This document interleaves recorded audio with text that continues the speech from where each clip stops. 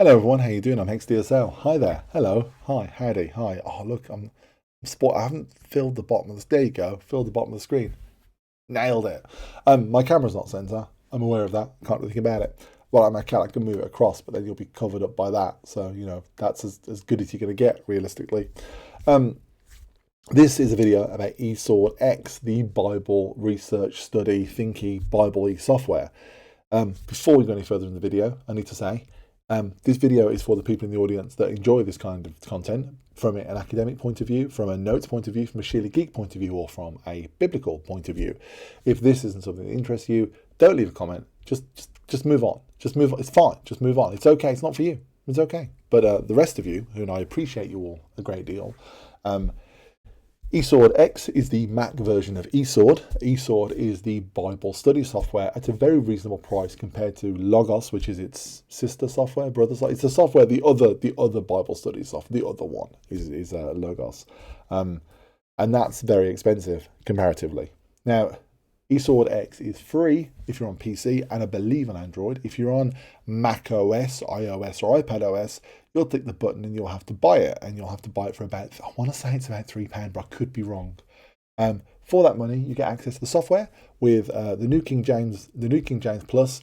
I want to say the ESV, I'm fairly sure the ESV, and a few more translations, versions, thoughty versions, links, whatever you want to call them. People get so weird about which terminology you use. I think translation's okay, right? And you also get a bunch of books, like study books, study guides, Bible commentaries, and a bunch of other stuff. You get so many, and it's really cool. But again, you have to pay on Apple, and I'm really sorry. That's the way of things. I know it's not really fair, and maybe you don't like that, but that is, I thought it was worth the money, and I did it. So yeah. Oh, I've just kicked my table. My toe really hurts. I'm not gonna lie. That was really painful. For this, you get all these cool features, which I won't bother showing you. I'll just show you in the actual application, which I can never find the icon for. There we go. This is the application. We're currently looking at Romans 14:1 in the in the NLT translation, the New Living Translation, with the Chuck Smith commentary on the right, and then we're looking at the dictionary, the Bible dictionary, in the word abduction for some reason. I don't remember why. Over here. So, going from left to right of all these menus, we have which book of the Bible would you like to look at? If you have a smaller resolution than me, you might need to scroll that. And if you need to scroll it, you might need to make it wider by clicking on this and making it wider. You know how to resize things, right? You don't need to tell you how to do that. I feel like we all know how to resize a window. We all know how to drag things. You'll be fine. And one of my favorite verses in the Bible is Romans 14:2, which reads, actually, we need to look at the NIV version, which is why this is cool, because I'm now going to go and look at the NIV version. Boop, I'm in the NIV now. The NIV renders this sentence as follows. One person's faith allows them to eat anything, but another, whose faith is weak, eats only vegetables. As a vegetarian, felt a bit called out by that, which is, there's context, but it's on its own. It's kind of funny. It's, you should probably read the context of that because it's a good sentence, but on its own, makes me laugh as a vegetarian.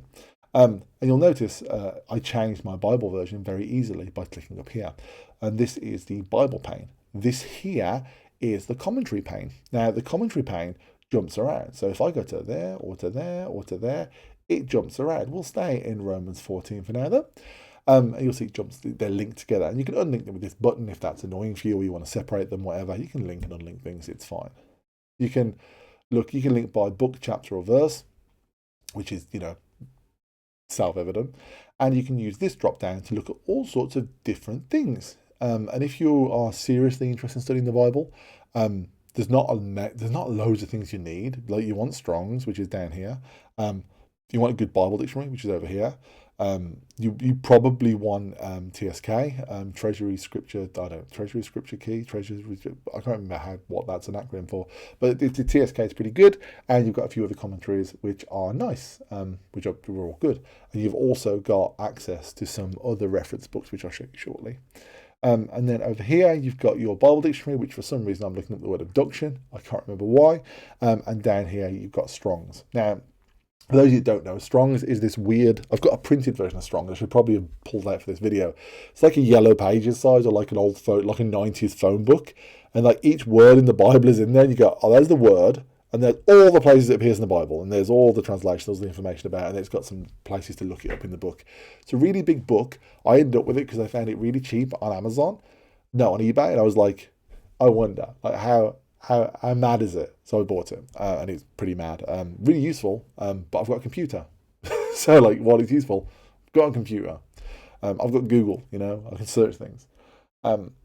The use of the software, the utility of the software is the fact that I can just jump versions, or I can look at parallel versions, or I can compare versions, or I can look at a harmonized version of the gospel, or I can jump from directly from NL. I can jump directly from King James straight the way to the message if I want it, right?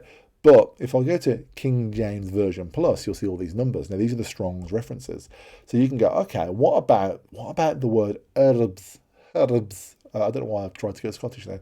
Click on that, and you'll see all the information about that word. You can click Strong there, and did it actually do it? Did it do that? Did it do it? Herbs 301. Yeah, it did. It's down here. Look there. Whew, that was a relief. Well, let's go with 2919. Cool. Let's click Strong's. Boop. Yeah, there you go. Yes, nailed it. It's working. It doesn't work like this on the iPad, which is the version I use the most. So you can, for instance, and a good example of where this was useful, and I felt this was useful, was in 1 Corinthians 1, there's a name, Sosthenes. You can click on that. You can click on Strong's. Look, click on Strong's. Get down there. Look, there you go. Total occurrences of this is 2, right? 2 occurrences, and there they are. Acts. Yeah, you've got Acts, and you've got 1 Corinthians. Now I can also click on here, and I can go, where are those 2 instances? Oh, look, there they are. And I want to go directly to Acts. Boop, there you go. There's the Acts bit, and I can now jump to it. And I can go, I want to read it now. I don't want to bother with all these things. I can just go, okay, let's go back to NIV. Boop, there you go. How cool is that? How amazing is that if you're studying the Bible? So like in my case, I was like, there's a name. I don't recognize this person from the Bible. And I clicked on the name, and then I could go click, and a couple of clicks ago, you might have appeared in 10 places, might be 20. As it turns out, it was 2. I can read all the places that person appears, or at least that name appears. Whether it's the same person, we don't know, but this is why we study, right? And also, I've got the Webster's Encyclopedia here, so you can look things up in there. Again, this is like an early but really good like Bible dictionary. It's really good. It's just like definition, like very straightforward, but also very reliable, especially when you're using King James. I wouldn't read King James. I don't like King James to read. I think it's a bit weird. I enjoy that it exists, and I'm happy it exists, but it's not something I want to read. But for the sake of being able to go through all these references, super useful to have it there. Now, are there any downsides to the software? Are there any downsides straight away? Well, let's save that till last, because there's a major downside. Also, I'm looking right now, let's actually get rid of all these references and go to NLT. Also, Words of Jesus in red. It's a red letter version, which is great. If you like that, if you don't, you can just turn it off. It's just, I don't know, be red colorblind, I guess. I don't know. You can turn it off, I'm pretty sure. You can always just find a version of the Bible that doesn't have red text, and it's not a problem. Oh, that one's red text. Damn it! I thought it was that one's red text. No, it's the reader's version. Oh my gosh, one of these doesn't have red text. Anyway, the point was you can change versions, so it's fine. The other thing you can do here is you can just go through all your, as I said, you can go through all your commentaries here that are linked, but then you can also go to Window up here, and you can go to Reference Books, and there's a bunch of reference books. There's a bunch of them. There's like loads of them in here, right? And this is dispensational truth, and this is just the charts of dispensational truth. And there's some cool charts. There's I just enjoy the artwork, to be honest. I just enjoy the art. I want to say some like 1915 or something. I can't remember. But if you want a dispensational truth that's more than just without the charts, you just want to read it, it's there as well for you. And I've just realised that's well scrolled off my screen, so I look like a lunatic because I split my screen for this. Or you can be like, I want the scriptorial atlas, and then you can see all the scriptorial atlas stuff. It is so cool. There's so much in here, and it's all free up until a point. So if I go into my window, or there's a download button here somewhere, resources, and download. Oh my gosh.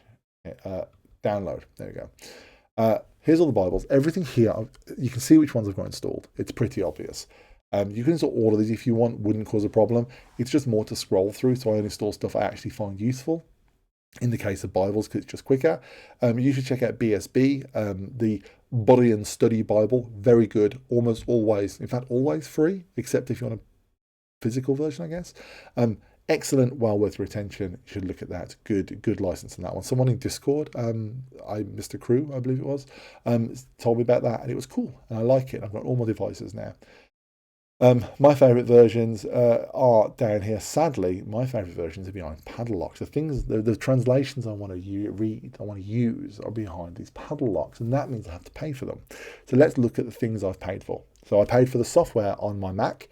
Want to say it was under a £5, but I could be wrong. It might have been slightly more. I don't remember. I could have gone on sale. I just don't remember. And there's also an iPad version and an iOS version. Can't remember if they're the same version. I just don't remember. You can look this up. Most of the audience aren't on Macs, so it's kind of pointless me going to look it up. And my coffee's gone cold. That is below room temperature somehow. It's amazing. Good job, coffee. Yeah, so I bought the Message. Don't judge me. I like the Message. It's cool. The NIV. I don't like the NIV, but it's the main one people know, right? So for copy and pasting, it's useful. I don't like the NIV. I've got issues with the NIV, but that's a whole separate video. I've got the New King James Version. I've got the NLT. Yeah, they're the two versions I like the most. So yeah, I've paid for 4 things there. I believe, I could be wrong, I think I paid for the Message. The Message was on sale over Christmas, and I bought that really cheap because it's the Message. I like it. There's a lot of reasons to have the Message, right? But it's, Message. People get so angry about the Message. I'm like, chill, I like it. The NIV, I'm sure I got the NIV and the New King James in like a pack or a deal on the website, and I got them basically I bought one, I got the other one for free, and then I bought the NLT again on sale.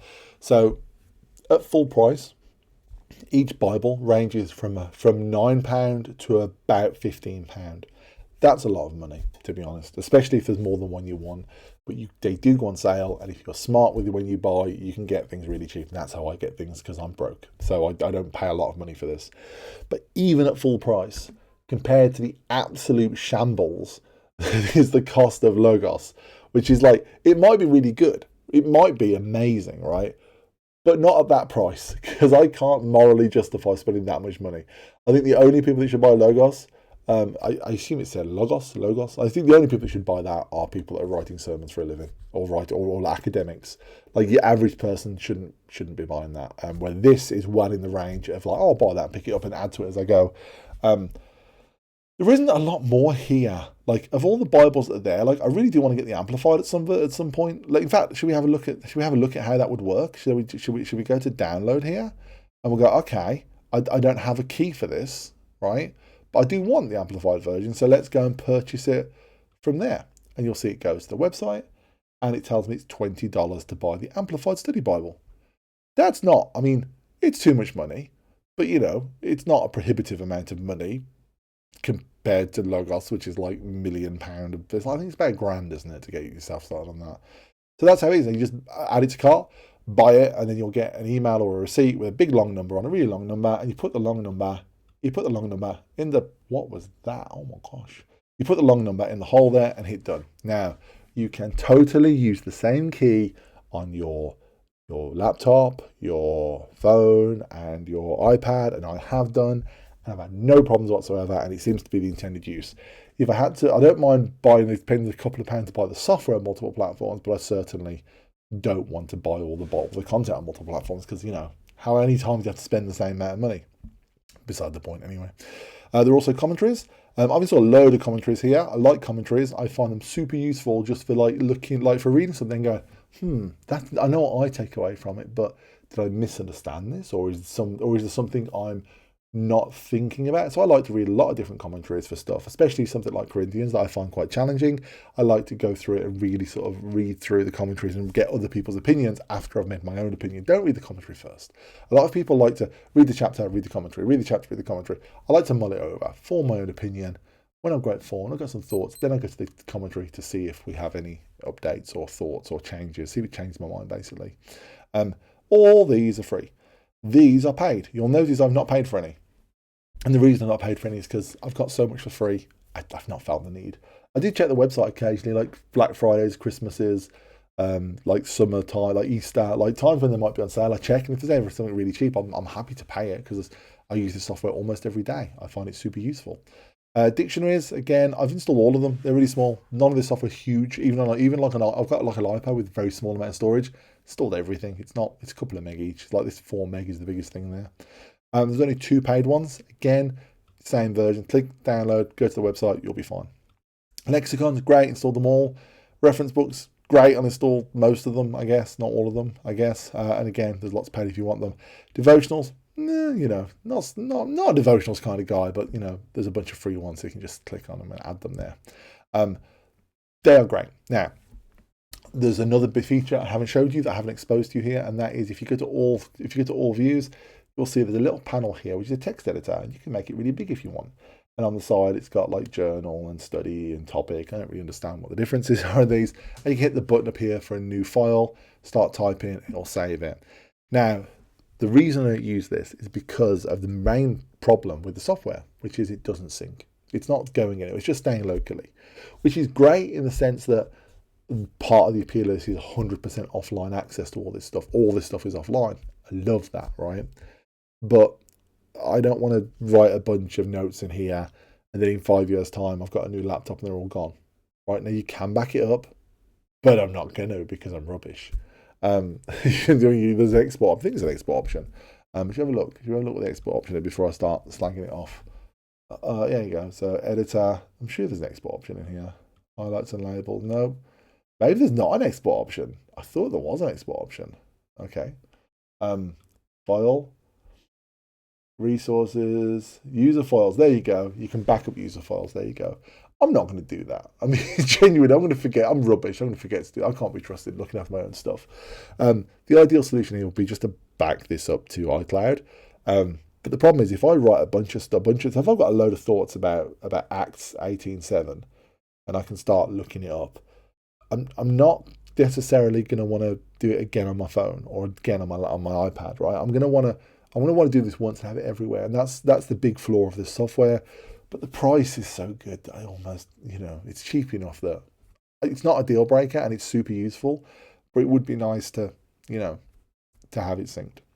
And if you just want to read the Bible, you can totally do that. And again, it's always line by line. You can just read the Bible. You just want the Bible. In the editor, if you as a lunatic who doesn't care about that sort of thing. Or the Bible dictionary, Bible and commentary is pretty good. I use just the second one down, which is all views except the editor, and I find that just great, like genuinely. Sermon audio as well is in here. Go to window, go to sermon audio, and you can get literally recorded sermons that people have done on this topic that you're in right now. So this is Acts 18, and he has some sermons about Acts 18, which is cool. You can clear that though. There's a way to clear that. There's a way to clear that. Who knows? There's a way to clear that anyway. You can just see all of them. It just comes from sermonaudio.com. I didn't think I'd ever use that. I thought it was a bit silly when I first saw it, but it turned out I used it loads on the iPad. Sometimes you can't sleep. Put a sermon on. It's great. It doesn't send me to sleep, but I relax and listen. It's lovely. And I think that's about it. I can't remember why I was looking up production. Genuinely, cannot remember that at all.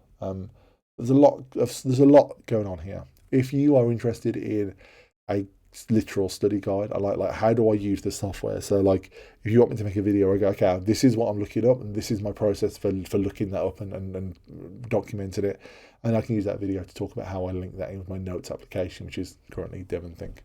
Anyway, if you're interested in that video, let me know in the comments below.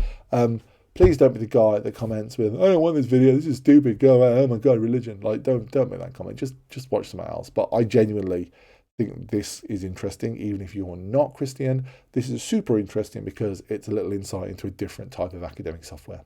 Thanks for watching. I've been Hex DSL. If you've watched this far, you probably should just press like, really, and subscribe. And I've got a Patreon. I'm just saying, I've got a Patreon, and I'd like to afford to buy things if you Patreon me. Goodbye, everyone.